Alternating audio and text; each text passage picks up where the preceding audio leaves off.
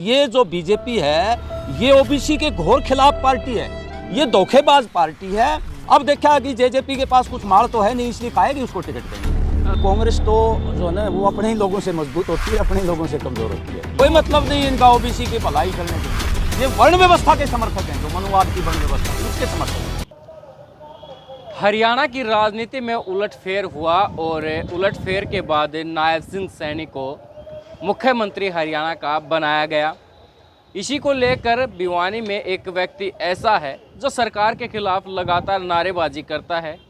जो सामूहिक मुद्दे होते हैं, किसान के मुद्दे, कर्मचारियों के मुद्दे और जो आमजन के मुद्दे हैं, महंगाई, बेरोजगारी, उन मुद्दों को लेकर कामरेड ओम प्रकाश की हम बात कर रहे हैं। आपने तमाम तस्वीरों में और अखबार की सुर्खियों में इनको देखा होगा। कामरेड जी, हाल ही में जो सरकार ने एक बड़ा उलटफेर किया है, मनोहर लाल ने इस्तीफ़ा दिया, मंत्रिमंडल पूरे ने इस्तीफ़ा दिया। उसके बाद नायब सिंह सैनी को मुख्यमंत्री बनाया गया है। सबसे पहले इसी बात पर चर्चा करेंगे कि इस जो बदलाव को नायब सिंह सैनी को ओबीसी समाज से हैं उनको मुख्यमंत्री बनाने पर भाजपा की क्या रणनीति है? देखिए सर, पिछले 10 साल से भाजपा सरकार ने जो नीतियां लागू की हैं यहाँ, उससे बेरोजगारी, महंगाई और भ्रष्टाचार बढ़ा है।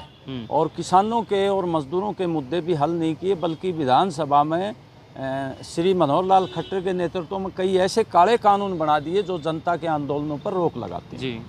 तो ये एक तरह से एंटी इनकम्बेंसी फैक्टर पैदा हो गया। और केंद्र के लोगों ने, जो बीजेपी के लोग हैं जो पार्टी को संभालते हैं, उन्होंने देखा भाई ये एंटी इनकम्बेंसी फैक्टर जो ने कोई रास्ता निकाला जाए, तो उन्होंने आरएसएस के एक संघी को हटा करके दूसरे संघी को बिठाया है। और नीतियां वही रहेंगी, कोई परिवर्तन नहीं आएगा। ये ओबीसी वोट बैंक और एक तरह से एंटी इनकम्बेंसी रोकने के लिए ये कदम उठाया है। वैसे तो देखो, मुख्यमंत्री बने, मुख्यमंत्री सभी के होते हैं। हम नायब सिंह सैनी का स्वागत करते हैं, हमारे माननीय मुख्यमंत्री बने हैं और हमें आशा है कि भाई वो जनता के लिए अच्छा काम करेंगे। गठबंधन का टूट जाना, लोकसभा चुनाव से पहले जो सीटों की दावेदारी जेजेपी कर रही थी उसको लेकर टूटा है, या फिर 2024 में अलग राजनीति खेलने के लिए बीजेपी ने ये कदम उठाया? देखिए ऐसा है जी, जेजेपी जो पार्टी है वो 2019 में बीजेपी के खिलाफ वोट मांग के आई थी और उसके 10 एमएलए आए थे। वो एमएलए भी इसलिए आ गए कि कांग्रेस से रुष्ट लोग एकदम उन्होंने लेकर के वो चुनाव लड़वा दिया, वरना तो वो आते नहीं। और ये निश्चित तौर पर मालूम था कि लगातार किसानों के जो आंदोलन हुए हैं वो पार्टी अलग थलग पड़ गई है। क्योंकि जिस किसानी की बात करती थी पीजेंट्री की, वो जब आंदोलन चला तो उसके नेता ये कहते थे कि कानून कभी वापस नहीं हुआ करते। वो चिपक गई सत्ता के। लोगों ने उसको कहा कि भाई ये तो गद्दार निकले, जो ने चौधरी देवीलाल की जो नीतियां थी उसको, चौधरी देवीलाल की विरासत को बड़ा भारी नुकसान इन्होंने किया है। और बिल्कुल ये सही है, जनता से अलग थलग पड़ गई है वो। और बीजेपी जो हमेशा इस तरह की पार्टी है, चौधरी बंसीलाल को भी 3 साल 1996 से राज लेकर के जब बदनाम हो गए तो अलग चौटाला के साथ उन्होंने समझौता कर लिया। ये धोखेबाज पार्टी है और ये हमेशा अवसरवाद की राजनीति करती है। अब देखा कि जेजेपी के पास कुछ माल तो है नहीं, इसलिए खाएगी उसको टिकट देनी है। लोग कहते थे कि बीजेपी ऐसी पार्टी है जो इसमें शामिल होता है उसको खत्म कर देती है। बिल्कुल सही है, ये बिल्कुल सही है। वो अमरबेल की तरह है, वो जिस पेड़ पर गिर जाती है अमरबेल, उस पेड़ को सुखा लेती है, खुद हरी रहती है। अच्छा, बिल्कुल सही है ये बात। गठबंधन टूटा, नए मुख्यमंत्री बने। 2024 के हरियाणा की बात करें तो विधानसभा पर कितना असर पड़ेगा? जो कांग्रेस आगे बढ़ रही थी उस पर क्या कुछ अभी विराम लगा है? कांग्रेस मजबूत हुई या फिर कमज़ोर हुई? देखिए, कांग्रेस तो जो है ना वो अपने ही लोगों से मजबूत होती है, अपने ही लोगों से कमज़ोर होती है। लोगों में गुस्सा है और कायम रहेगा।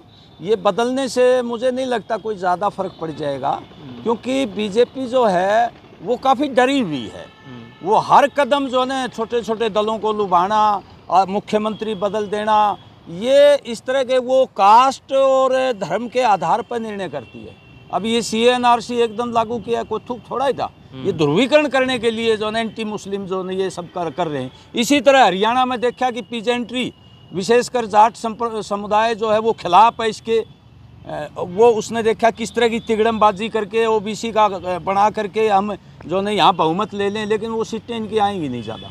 तो पहले कामरेड ओम प्रकाश उसकी टीम के साथ मनोहर लाल खट्टर के मुर्दाबाद के नारे लगाता था, तो अब वो नाम बदल गया है, काम वही रहने वाले हैं। देखो ऐसा है, हमारा जो विरोध है कोई किसी व्यक्ति से नहीं होता।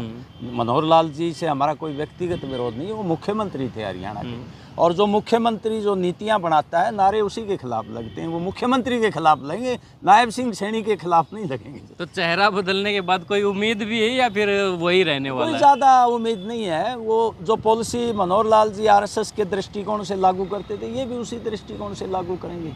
और आरएसएस की जो थ्योरी है वो किसान मजदूरों के खिलाफ की है, बड़े कॉरपोरेट के साथ वो जो है मिली भगत करके चलते हैं। तो कुल मिला के ये सिर्फ राजनीतिक फायदा उठाने के लिए हाँ, ये गठबंधन तोड़ा गया है। अवसरवाद किया है कि ओबीसी के वोट, ये जो बीजेपी है ये ओबीसी के घोर खिलाफ पार्टी है। ये मालूम होना चाहिए हमारे ओबीसी के साथियों को। 89 में जब वीपी सिंह सरकार ने मंडल आयोग लागू किया था, उस समय बीजेपी ने रथ यात्रा करके कमंडल और मंदिर की बात करके उस सरकार को तुड़वाया था। ये घोर विरोधी ओबीसी के, वीकर सेक्शन के, महिलाओं के, अल्पसंख्यकों के। कोई मतलब नहीं है इनका ओबीसी की भलाई करने के लिए। और रोजगार नहीं मिल रहा, सारे महकमों को सिकोड़ रहे हैं। अभी जाते जाते 50-60 हज़ार वैकेंसी दे के कह रहे हैं कि हमने रोजगार दे दिया बिना खर्ची बिना पर्ची, जबकि घोर भ्रष्टाचार है। इनका सेक्रेटरी पकड़ा गया, 1 करोड़ रुपये बिस्तर में मिले HPSC का। तो प्रधानमंत्री भी कहते हैं कि ओबीसी समाज अब हरियाणा का मुख्यमंत्री ओबीसी बना दिया। ये सिर्फ वोट लेने के लिए है। ये ओबीसी, विकर सेक्शन, अल्पसंख्यक, महिलाओं के तो घोर विरोधी हैं। ये वर्ण व्यवस्था के समर्थक हैं, जो मनुवाद की वर्ण व्यवस्था थी उसके समर्थक हैं। तो अब 2024 में आपके संगठन की, चाहे किसान हो या फिर जो कामरेड उससे संबंध रखते हैं, वो क्या रणनीतियाँ अपनाएंगे? देखिए, हमारी नीति फर्स्ट प्रायोरिटी हमारी ये है कि जो कॉरपोरेट सांप्रदायिक ताकतों की जो सत्ता है उसको सत्ता से हटाना है। और जो भी उसको हराता हुआ दिखाई देगा सेकुलर पार्टी, हम उसको सपोर्ट करेंगे और अपनी ताकत भी कुछ बढ़ाएंगे, ताकि आने वाले टाइम में कॉरपोरेट की बनेगी वो सरकार। हम ये नहीं करें कि वो कॉरपोरेट की नहीं बनेगी। इस देश में कॉरपोरेट ने अपनी राजनीति बहुत मजबूत कर ली है, और बहुमत पार्टियां, वामपंथी पार्टियों छोड़ के सारी पार्टियां कॉरपोरेट परस्त हैं, उन्हीं की नीतियों की समर्थक हैं। लेकिन ये जो सरकार है ये घोर सांप्रदायिकता को बढ़ावा देती है, जातिवाद और धर्म के ऊपर राजनीति करती है और कॉरपोरेट को ज़्यादा फायदा करती है। इसलिए ये देश की जनता की पहली दुश्मन है। इसको हराना आज देश का लोकतंत्र, देश का संविधान और प्रजातंत्र को बचाना है, और आज़ादी की जो विरासत है उसी पे इसने हमला कर दिया है, उसको बचाना जरूरी। जी, बहुत बहुत धन्यवाद। ये थे कामरेड ओम प्रकाश, जिन्होंने हमारे साथ कहना है कि जो ओबीसी समाज से मुख्यमंत्री बनाया है ये सिर्फ वोटों को लुभावने के लिए है।